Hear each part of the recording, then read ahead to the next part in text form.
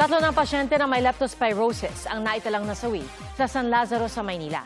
Sa gitna po yan ang patuloy na pagdami ng kaso ng leptospirosis sa bansa na ngayon po ay nasa mahigit 3,500 na. Nakatutok si Bernadette Reyes. Napalusong sa baha nitong Lunes si RR sa gitna ng malakas na ulan. Hindi raw niya inakalang magkaka-leptospirosis. Inabot po kami ng baha. Then pag uwi po namin ng Monday, nag-upbat lang po ako tapos tulog. Kinagabihan, ayun na po, naramdaman ko na po Naramdaman ko na po na hindi na po ako makahinga. Nilalagnat. Kala ko ma'am, normal na sakit lang po Kasi wala naman po akong sugat Ang 14 na taong gulang na binatilyong ito na may leptospirosis din, kinailangang magdialysis. Inilipat siya sa San Lazaro Hospital mula sa Gat Andres Bonifacio Medical Center. Naligo lang sa ulan, naglaro sa tubig na malalim. Yun lang, pag-uwi niya, nilagnat siya. Masasabi ko lang sa kanila, huwag sila maglaro sa mga baha. Sa ngayon po kasi wala pong dialysis sa Gat Andres Bonifacio at mataas po ang kanyang creatinine, BUN, at hindi po siya umiihi.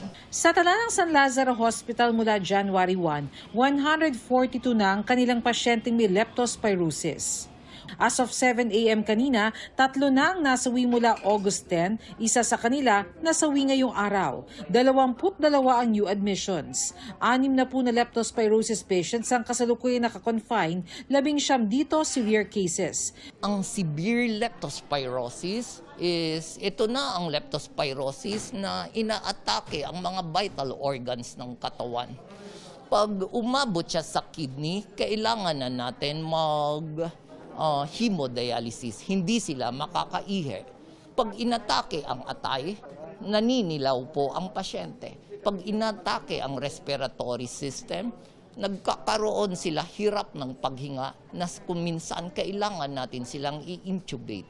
Ang mortality rate ng mga pasyenteng merong multi-organ dysfunction, umaabot po ng 50%. Patuloy pa itong tumataas, sabi ni Health Secretary Edwin Mercado. Kanina, binisita niya mga pasyente ng ospital. May incubation period dyan na almost 2 days to 60 days. Pero kalimitan yan lumalabas 5 to 15 days. Sa tala ng Department of Health o DOH, as of August 17, umabot na sa 3,760 ang kaso ng leptospirosis sa bansa. Minomonitor din ng DOH ang pagdami ng kaso ng dengue na umabot na sa mahigit 111,000 ngayong taon. Nag-uumpisa talaga yan sa lagnat, mga panghihina ng katawan. So dapat yun pa lang pupunta na talaga sa pinakamalapit na health center or hospital. Pag ganito talagang tag-ulan, dengue, na-expect natin yung tataas. Pero kung yun nga, kung maagap yung ating mga preventive measures.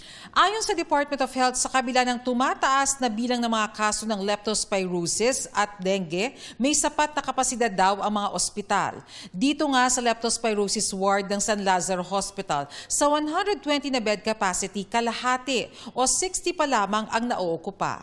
Pero sa ibang ospital, gaya ng East Avenue Medical Center sa Quezon City, nasa 119% na ang hospital occupancy rate, kabilang ang mga kaso ng dengue at leptospirosis. Ika nga nila, prevention is better than cure. Muling paalala ng DOH, iwasan ang paglusong sa baha kung hindi naman kailangan. Hindi naman po talagang napaka-importante yung kailangan gawin. Although nababatid po namin, talagang yung iba po talagang kailangan lumusong kasi parte po ng trabaho nila. Kung pwede po, iwasan, sana magsuot ng bota at agaran po, maligo, maglinis at talaga pong magsabon ng kanila pong katawan. Filipinos are responsible in keeping ourselves healthy. Bernadette Reyes, Nakatutok, 24 Oras.